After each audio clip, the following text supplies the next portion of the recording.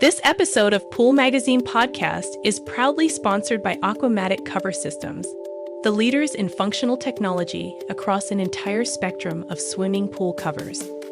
Today, retractable pool covers are an important part of any pool project.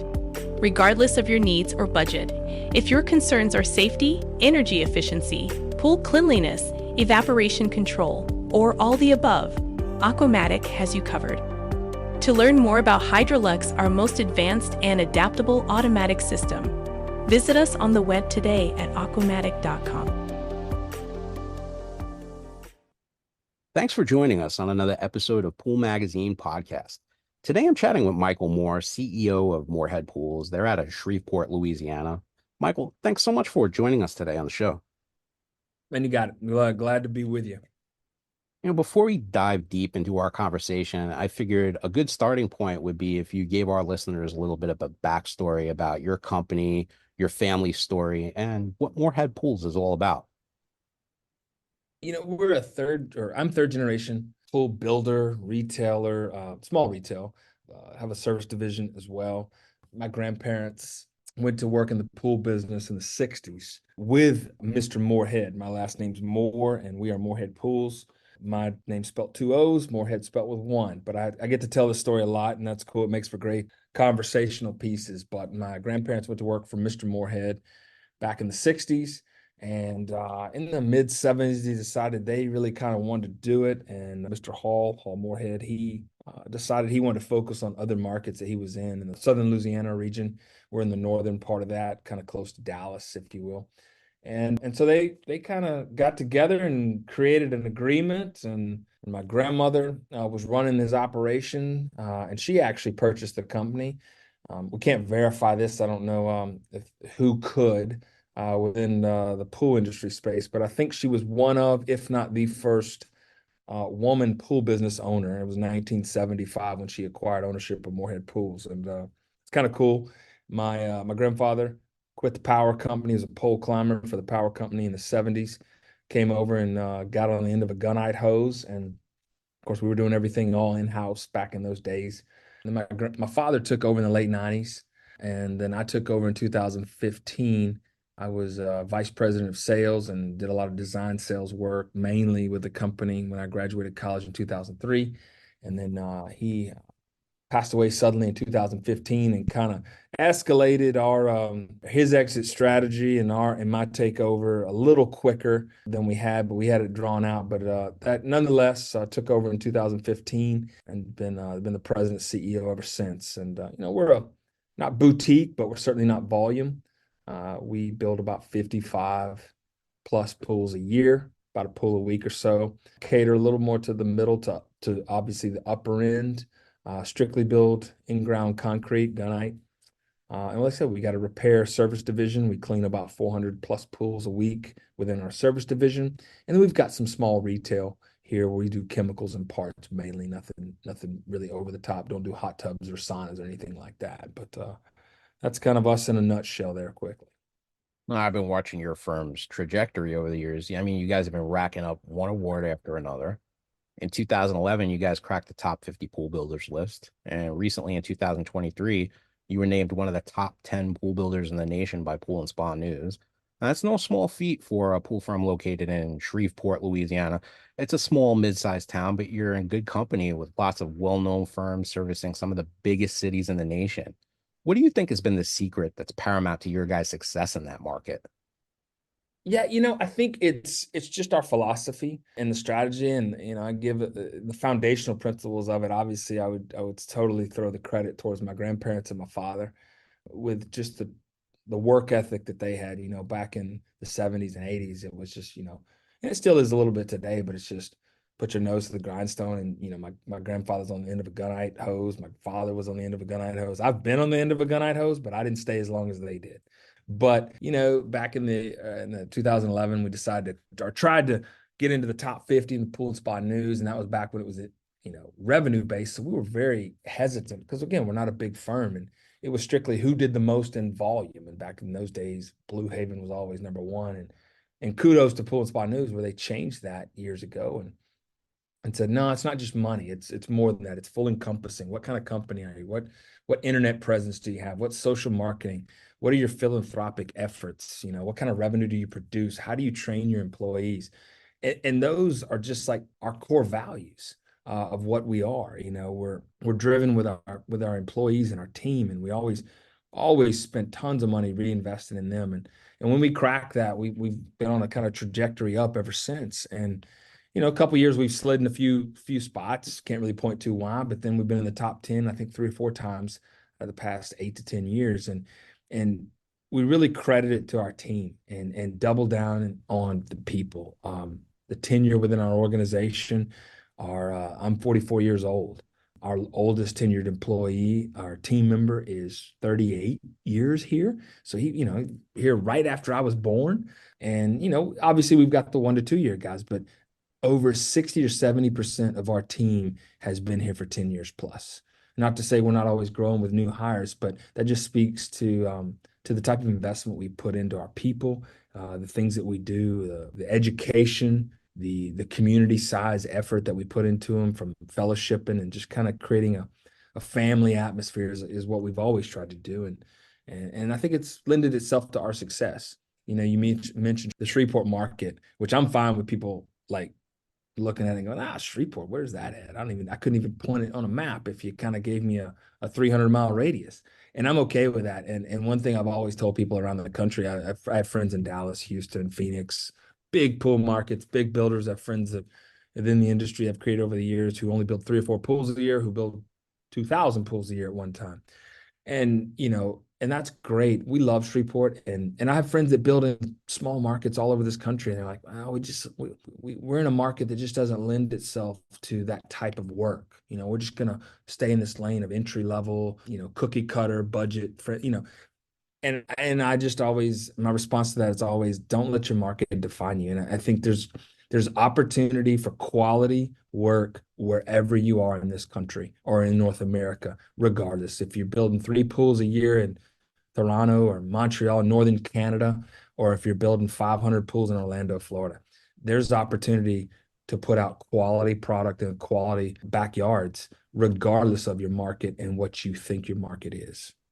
When do you think you guys kind of made that market? I mean, like I said, I've seen you guys go from building like these smaller pools to building like these really elaborate looking backyards now. And I haven't seen projects of that nature up until you guys really started building them. I mean, it seems like you guys are kind of market makers in that aspect.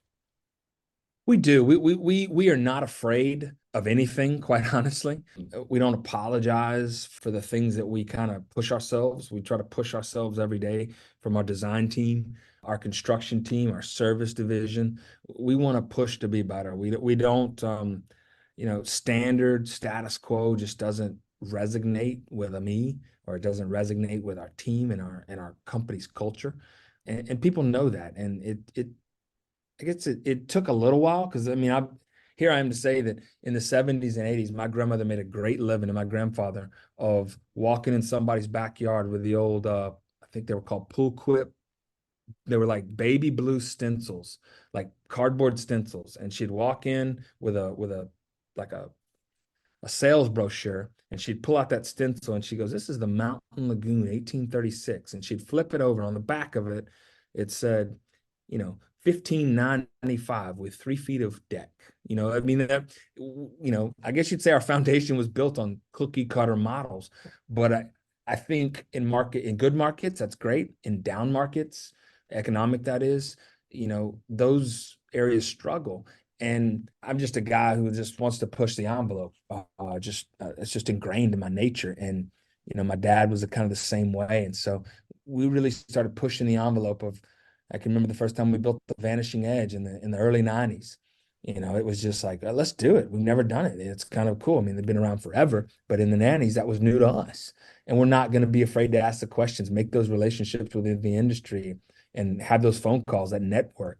And I think in the past 20 years, we've really done a good job of that. And I think it pushes our own local market. Someone walks in and pulls a magazine up and says, a cover, and says, "Man, your last cover was a Lamborghini pool. Hey, I want to do something similar to this. I got I got a Lambo myself. There's a few Lambos here in Shreveport. But say, I want something like this. Well, that's in Miami. We can't do that in Shreveport. No, I'm gonna make a phone call. I'm gonna find out how they did that, and I'm gonna figure it out. I'm gonna make connection points. If I don't know that builder, I guarantee you, I know the guy that photoed the builder, so I can call him and we can make connections. So we're just not afraid to push the envelope, and I think that just breeds to our success in our and I say it in air quotes here in our little podcast in our lowly little market in Shreveport, northern Louisiana. Well, you're doing a lot to make that market shine like a brand new penny. I mean, as a generational pool business, the Morehead started back in the 1960s. So much has changed since that time frame. I mean, today the town is a melting pot of Southern culture. A lot of young families, young professionals. But tell me, what is so unique about the market where you guys are building pools?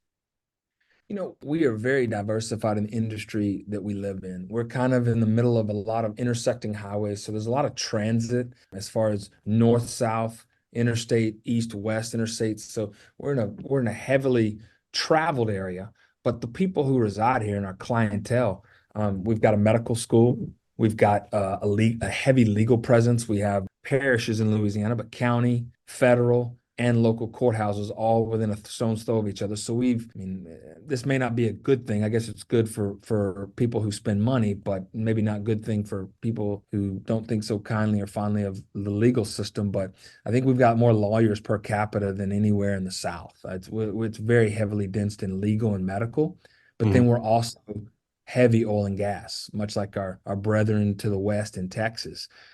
We have natural gas shells built all over our region that they discovered back in what, oh 08 to 11 to 15. And every time the price of natural gas goes up, people start drilling and you start seeing lights on interstates here and people are rolling. So we've got oil and gas, legal, medical, and then we've got just obviously the common, teachers. We've got a couple universities here, just got a very, as you said, melting pot, diversified economic presence here that good, bad. We're never on the high with economics. Like when people are just blowing and going all over the country, stock market's booming. We're doing well, don't get me wrong, but we're not at the height of the heights. Property values aren't doubling within 20, 18 to 20 months, 24 months. But when everybody else, the bottom and the market's falling out, the housing crisis of '08, whatnot, we're still just steady Eddie here in the middle. We're just kind of cruising on a nice growth trajectory, but the bottom's not falling out on us. And we like that. Slow growth to me in our business and everything is healthy growth. Fast growth can be very weak, much like fruit trees. You grow Mm, too fast, a staunch wind could blow you over. for sure. I mean, I think the culture of outdoor recreation, Southern hospitality, and a strong sense of community is still alive and well in Shreveport today. Absolutely. Considering that homeowners there share these kind of core values, what are some of the top considerations that come up again and again with your clients when they're starting a pool project for their backyard? Well, in our market, whether, if you don't like it, just wait a minute. It'll change. I mean, it could Okay. be last week here, it's 48 in the morning and 80 in the afternoon. The sun was out. So the outdoor living space, having it finished is always like the number one topic. Hey, the pool, and I would say more so in the past 10 to 12 years, that's really, the emergence of outdoor kitchens, which morphed into outdoor living, which the pool became complementary to those spaces versus as the feature of the space. Really, I would say last 12 to 15 years, that's really taken flight with us. And that now leads the topic of conversation. It's no longer, hey, I want the pool. This is what I want. And I'm going to think about doing a covered patio and a fireplace and outdoor kitchen later. No, we're going to do an overall design, a master plan, if you will. And we find that once we do that and the homeowner engages in, yeah, I need that patio, I need that covered space, I need that kitchen, and let's just do it all at once. Let's get this thing over. That way, if the sun comes out it had a frost yesterday, but tomorrow's going to be 80 in the afternoon. Let's crank the outdoor kitchen going. Let's knock the chill off the water with a heater, and let's have us an outdoor party. Just the overall outdoor living mindset, like you said, the mantra of Louisiana is a sportsman's paradise, and that's boating, fishing, hunting. Outdoor living. And while we're not harvesting any animals and the things we do, we certainly can enjoy maybe cooking those. or maybe a little fellowship after we've been on a hunting trip or an outdoor boat ride on the afternoon on a lake or a river, you know. So the overall, like I said, outdoor living enjoyment just really cultivates in our area, and it just plays right into what we do. When we look at pools in Louisiana, particularly in places like Baton Rouge, Shreveport, New Orleans, I mean, there's definitely a certain style going on. A lot of brick being used on many in-ground pool projects I see being built in that area, but there are so many other subtle nuances that give projects a distinctly unique Louisiana flair. And many of the projects I see being built by your company are somewhat of a departure from the norm of what we see being built in that area. A lot of your work has a more sophisticated and contemporary design aesthetic that has not been historically what we've seen in most backyards down there. What's so different about your design approach there? Well, I think, and I would say that's really changed in the past 20 years. You know, I'm the first one to raise my hand and say, man, when I graduated college in 2003 and I came home and my dad said, I think you'd be good in sales, Mike. I think that's where you need to start and kind of, you know, build that book of business. At that time, we were only doing about 35 pools a year and a little over 1.5 million, whatever total revenue. And I said, okay, cool. My first pool, I mean, I got it in my office somewhere, a picture. I don't even know where it's at. It's filed away, but it was your kidney bean back when I called pools by the shapes of body parts, lagoon with a hot tub and a boulder waterfall, right? I mean, we made a decent living for 5 to 10 years right then. But then all of a sudden, through education within the industry and enrichment and continuing ed and our guys, we started thinking, wait a minute, we started giving ourselves self-respect. And I know that's a topic of conversation within the industry of professionals is, you know, we're professionals too. Just because I didn't go for 10 years to become an architect of school and what, you know, we're a professional in what we do. And we want to treat ourselves like that. And hence we kind of garner that respect from our clientele. So we started doing that continuing ed and creating educated, thoughtful designs with backyard living. And it just kind of cultivated into where now people walk in, they go, you're the expert. What's going to look good? Not only is going to be, you know, it's going to serve my functionality. You know, I got 2 kids or I got 5 grandkids and they love to play and they love this. They do this. This is how we live. We host big parties or we don't host at all. It's just us. Well, whatever that lifestyle is, our clientele come in with, they say it's got to be functional. But man, when I'm looking out my kitchen window Christmas morning and having a cup of coffee, waiting for the kids to wake up or something, I'd certainly like to enjoy that outdoor living space visually. So it needs to look right too. And when we started garnering that trust of our clientele, that's where our design work really took to the next level, in my opinion, to where we catered to what the space called for. I mean, you know, an old educator in the Genesis program years ago, I took a class and I walked in and he's like, if your mind's open and you're looking at it right, you can step in that canvas and it will tell you exactly what it wants. You just have to listen and be able to, you know, be able to put it down on paper. And that's kind of what we've kind of built that on. And that's probably where a lot of our design work kind of facilitates to with our clientele base. We're the experts. We've garnered their trust from our portfolio and they allow us to guide them through that. Well, no matter how much has changed in Shreveport since you guys first started, one thing has definitely remained constant. The summers are hot and unforgiving. I mean, most people own their own home down there. Over the past few decades, we've seen some impressive bayou-inspired backyard retreats being built throughout the region, from French Quarter-inspired courtyards, Creole gardens, to like Mardi Gras-inspired decor. The backyards are profoundly unique from one to the next, but you got your finger on the pulse, so to speak, of what's going on down there and in tune with what folks want. What are today's homeowners in Shreveport looking for in terms of creating their own backyard paradise? Well, they want space, whatever their needs are. Like I mentioned previously, you know, some come to us with, man, we are fellowshipping every weekend, whether it's crawfish bowls, whether it's fish fries, shrimp bowls, or you know, engagement parties, gender reveal party, you know, whatever they are, they're the gathering place. And then we have our other clientele that, hey, I've got a small backyard. But I want a full out living space. It's just me and my wife. Occasionally we've got the neighbors over, but you know, our family lives away. We go visit them. They don't come to us. This is our retreat. And so catering to that, they all really want the same thing. They want retreat. If it's a 3 acre lot, that's got a massive 1,200 square foot pool with 3,000 feet of deck and an outdoor kitchen and all that, they still want that massive space to feel like they're the only ones within a 3 mile radius. Or if they've got that little 20 by 30 courtyard in the pool and they just want a little hot tub with a patio space and maybe a fire pit or whatnot, they want to retreat. They want to feel like it's just their own little space. And I think that's countrywide. I think a lot of that coming out of the pandemic with pool owners and backyard living spaces by themselves is retreat. We're back to the normal grind, like the 8 to 5, right? And people's jobs and whatever their travel life, their kid life, their away from work life. People still want retreat, whether it be for only a day a week, whether it be for 4 or 5 nights a week when they get home and in the winter the sun's already set, or in the summer when the sun's out a little longer, we can watch the sunset. They want that reprieve, that retreat from kind of the minutia of the grind of everyday life. And regardless of the size space, of the size family, that is a common theme with our clientele that we see every day. A few years ago, I had a builder from your area, around your neck of the woods. Lee Russell was on the show, and he was discussing with me just how insanely difficult and challenging the weather can be. I mean, Mother Nature can play a big role and be a tremendous adversary to homeowners and builders alike.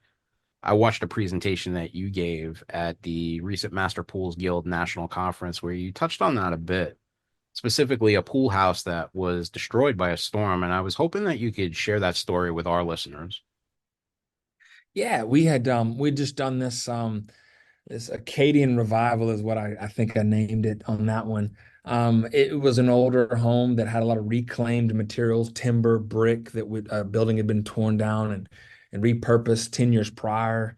And the homeowner came to us and said, "Man, I want to add an outdoor living space. I got grandkids, but during the week it's just me and the wife, fire pit areas and all that. But in the weekends we're gonna have birthday parties. The grandkids, I got 5 of them. I want to build an outdoor kitchen as well with a pool house, maybe not an air conditioned living space, but a retreat. I just got a little small patio here. So we put this design together. We built it. It took about 3 or 4 months to do. All bluestone. Your typical, like you said, that French Quarter feel, but in kind of a little bit bigger of a space. Reclaimed, used brick with bluestone harvested from Pennsylvania, brought down with some timber and some. We had some whitewash painted brick on the pool house. We finished this project. They were enjoying it for about 5 or 6 months, and I had our mutual friend Jimmy Smith come by, and he does a lot of our photography. Jimmy's a friend, and came by, shot the pool, and just had a great time with it. Actually visited, fellowshiped with him that night. And then a week later, Louisiana weather, all of a sudden didn't have tornadoes. We had what they call these gusting headwinds, man, 60-mile-an-hour winds just coming through, not spinning, just coming through and just flattening things like a bulldozer. And it rolled through our area one night. It was literally a week later. And the next thing I know, I get a call from lots of clients, but this one particular said, "Man, I'm glad we got the photos last week." And I said, "What's the problem?" He said, "I got about 4 or 5 trees laying across our brand new pool house and laying in the pool." It's like, oh my gosh. So I actually went out and took pictures of it and actually sent them to Jimmy and said, "Man, I'm certainly glad we were here last week because this is going to be about 4 or 5 months." But, 4 or 5 months later, insurances and materials and all those things, everything was put back together. We didn't have to reshoot it, but it looked the same as it did the day we shot it with Jimmy. But just, I mean, things like that to just come out of nowhere. The good part of that story is it's put back together. They're enjoying it. They're weekly clients in our maintenance division, and so that pool is just like it was the day before that windstorm. But yeah, Lee is on the coast, so he deals with hurricanes. I deal with hurricanes a little bit. I don't deal with the forceful winds, except in that situation. I deal with the rain. It's been actually today, we're on a Thursday here as we record this.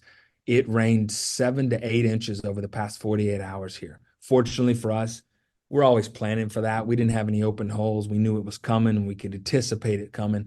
But it can be damaging this time of year in the spring. Generally in the summer, it gets really hot and more like drought conditions. But yeah, we always make the joke, if you don't like the weather here in Louisiana, just give it a minute. You're liable to get all 4 seasons in one 24-hour period. For sure. I mean, that's what goes back to what you were saying though before, is like how the weather is such a big factor and a big consideration for homeowners when they're planning their backyard. What are some of the things that they're doing to help safeguard against Mother Nature? They're leaning on us first and foremost. And I think that's as not from a homeowner standpoint, but from a pool builder standpoint is, if a pool builder is listening to this, preparation is so key in our construction division, even in our maintenance and cleaning division. Prepping for those things, sometimes from the homeowner side, what they want to do with maintenance and prepping for weather is they'll talk about cleaning systems or sanitization systems. What are you using? All right. How are you using to clean the pool? Are you using robotic? Are you using in-floor? And we lay those options out.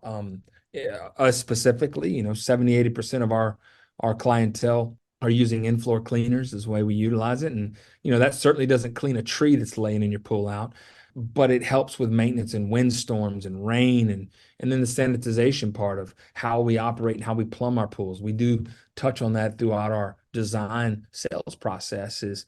We're variable speed regulations, but how we're going to sanitize the pool with UV and a little bit of residual as well. And what we're doing and how we build the systems. We're not going to starve the plumbing by undersizing it all. We're going to have properly sized, if not overly sized plumbing, so we can get good circulation, good filtration to where when you get those rainstorms, we can cycle that water properly and get it treated so you're not just dealing with this cesspool of algae and bugs and all the things that we have to deal with here in Louisiana. So from a consumer side, that's their biggest concern. We don't do a lot of shutdowns or our closing and openings here in our market. Most people we advise to leave up year round, and they do. We do a little bit of covering occasionally with safety covers, but not to the point of I'm shutting the pool down. So that's a plus side in our market. It really helps our year-round maintenance division. Kind of everybody stays working. We're always cleaning. We're cleaning 400 pools a week the week of Christmas, just like we're cleaning them the week of Memorial Day. I love it.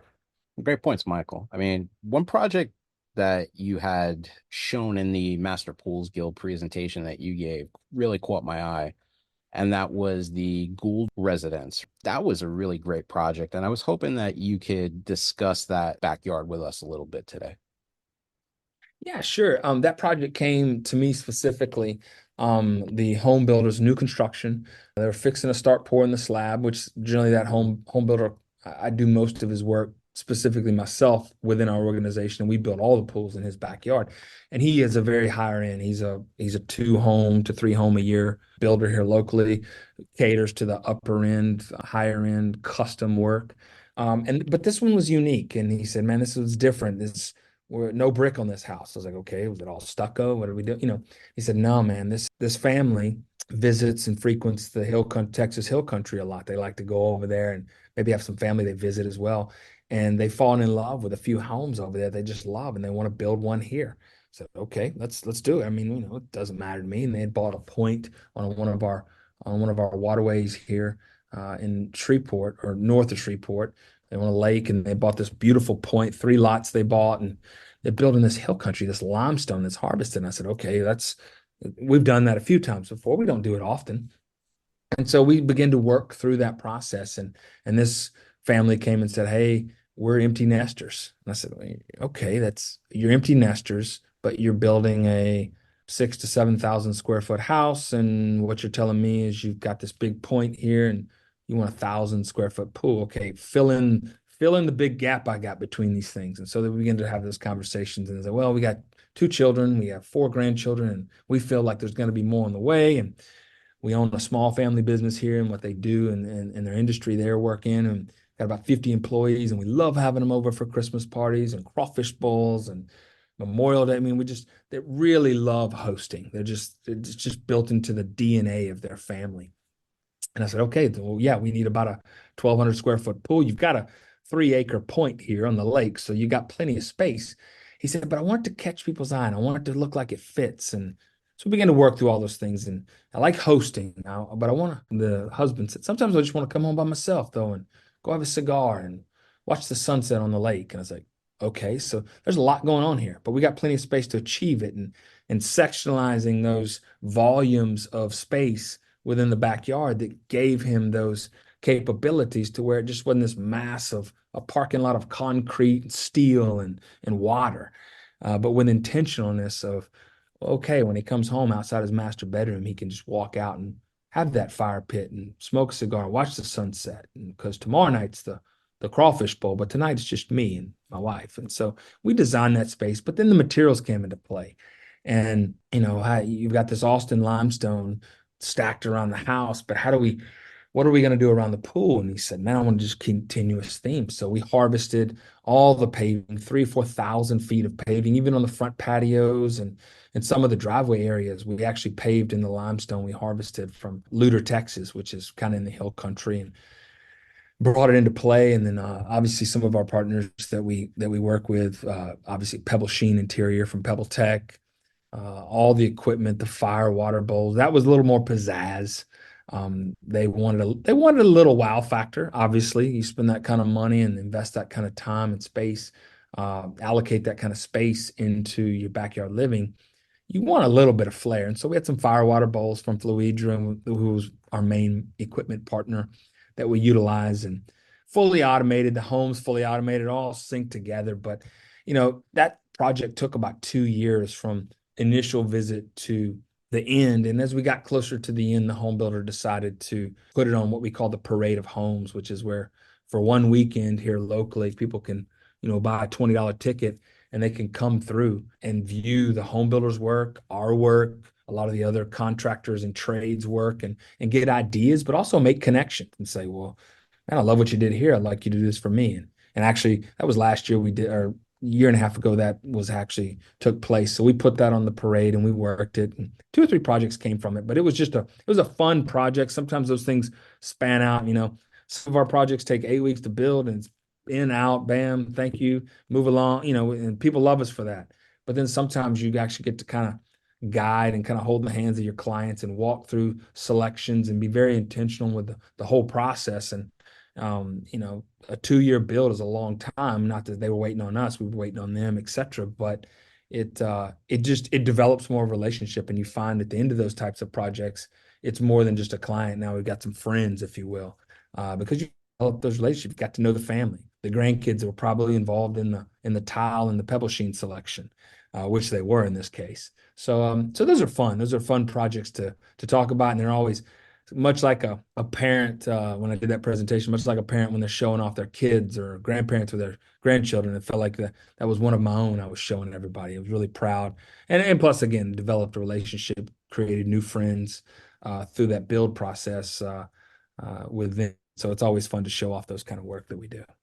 Well, the homeowner has their own unique vision for what their backyard is going to look like. But in this case, the Parade of Homes, you had the opportunity for a lot of people to take a look at your work. What was the reception like from the people that visited the backyard? Man, it was awesome.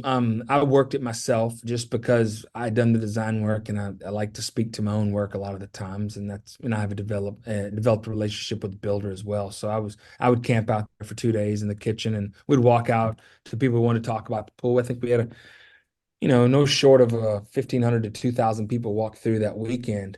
And really, what was the unique draw, as much you mentioned, that house doesn't fit in northern Louisiana, right? So people wanted to see, oh, it's different. Let's go look at this. And they walked in the space. They go, you know what? We're sitting here on 3 acres, and 2 or 3,000 feet of patio and 1,000+ square foot pool. But I don't feel like I'm being swallowed up by all this space. I feel like everything was sectionalized and put together in a manner in which I still feel like I'm in my own little backyard retreat, like we talked about earlier. And that's the big desire of all people. So someone that walked in that maybe lives in a 3,000-foot house on an 80 by 50 lot, that doesn't overwhelm them if the design was right. They can walk back there and go, I don't have the 3-acre point here on the lake. I've got my lot here in the gated subdivision, which I like, on the golf course or whatever the case may be. But I feel like I'm still in a quiet retreat. So if you can pull that off on a 3-acre lot, imagine what you could do in my backyard. And that's where the conversation starts and engagement happens. So that was most of the responses, just how well they thought we pulled off the huge space, but making it intimate.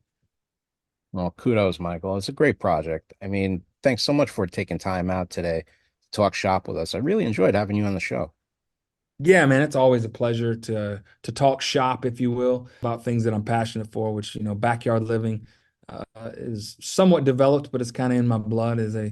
Someone said several generational businesses in this industry, and I've always said, I guess chlorine's just in my blood a little bit. It's just can't get it out now. So yeah, I appreciate the platform, if you will, to share a little bit about ourselves and tell people about us.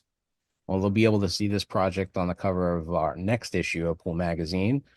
Thanks so much for listening in. Make sure to like, subscribe, follow, and we'll catch you next time on another episode of Pool Magazine Podcast. This episode of Pool Magazine Podcast is proudly sponsored by Aquamatic Cover Systems, the leaders in functional technology across an entire spectrum of swimming pool covers. Today, retractable pool covers are an important part of any pool project, regardless of your needs or budget. If your concerns are safety, energy efficiency, pool cleanliness, evaporation control, or all the above, Aquamatic has you covered. To learn more about Hydrolux, our most advanced and adaptable automatic system, visit us on the web today at aquamatic.com.